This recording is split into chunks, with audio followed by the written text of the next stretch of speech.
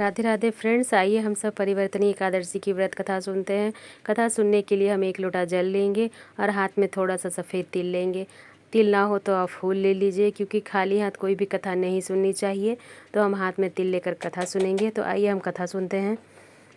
त्रेता युग में बलि नाम के एक पराक्रमी दैत्य था। जो दैत्यों का राजा था वह भगवान विष्णु का परम भक्त था और उन्हें अपना आराध्य मानकर उनकी पूजा अर्चना करता था। साथ ही ब्राह्मणों का सम्मान करता था और उन्हें कभी खाली हाथ नहीं लौटाता था। बलि का इंद्रदेव से गहरा बैर था। अपनी अपार शक्तियों के बल पर उसने इंद्र सहित सभी देवताओं को पराजित कर दिया और तीनों लोकों पर विजय प्राप्त कर लिया था।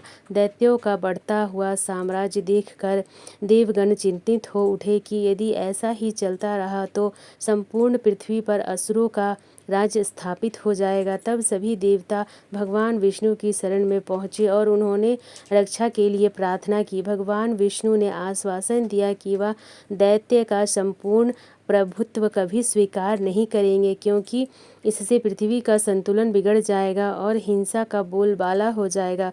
तब देवताओं को असुर राज बलि के तीनों लोकों से मुक्त कराने के लिए भगवान विष्णु ने वामन का अवतार धारण किया।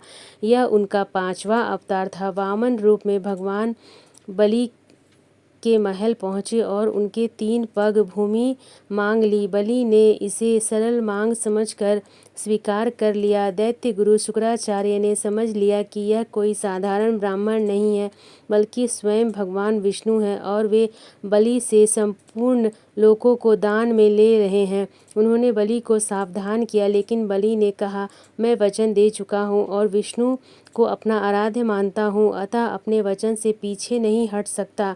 इसके बाद वामन देव ने अपने विराट रूप से विस्तार किया और 2 पग में ही संपूर्ण ब्रह्मांड को, तीनों लोकों को नाप लिया।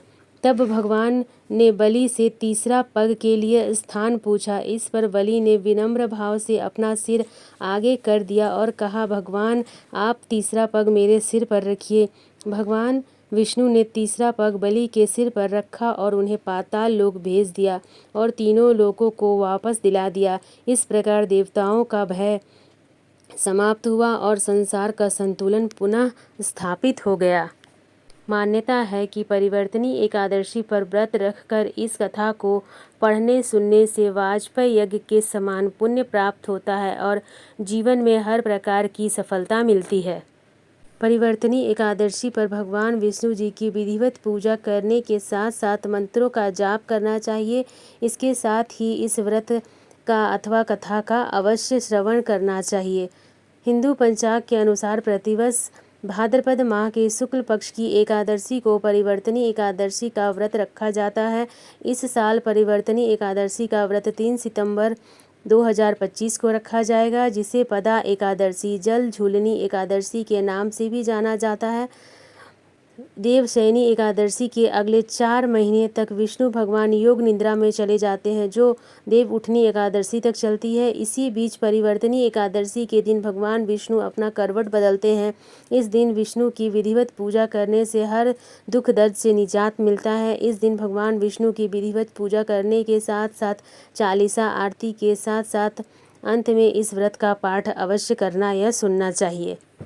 भाद्रपद शुक्ल एकादशी तिथि सुबह 3 सितंबर को 3:53 पर आरंभ होगी, जो 4 सितंबर गुरुवार को सुबह 4:21 पर समाप्त होगी। ऐसे में उदया तिथि के आधार पर एकादशी का व्रत 3 सितंबर को रखा जाएगा। परिवर्तनी एकादशी लाभ उन्नत मुहूर्त है 6 बजकर सुबह 7:35 तक। अमृत महोत्सव मुहूर्त है 7:35 से 9:10 तक। इसी बीच में हमें पारण करना है 4 सितंबर को, तो यह पारण का शुभ समय होगा। इसके साथ ही हमने जो हाथ में तिल लिया है या फूल लिया है, उसे हम श्री हरि नारायण के चरणों में समर्पित कर देंगे। इस तरह से हमारी परिवर्तनी एकादशी व्रत की कथा समाप्त होती है। फ्रेंड्स, कथा का वीडियो आप लोगों को कैसा लगा मुझे ज़रूर बताइएगा।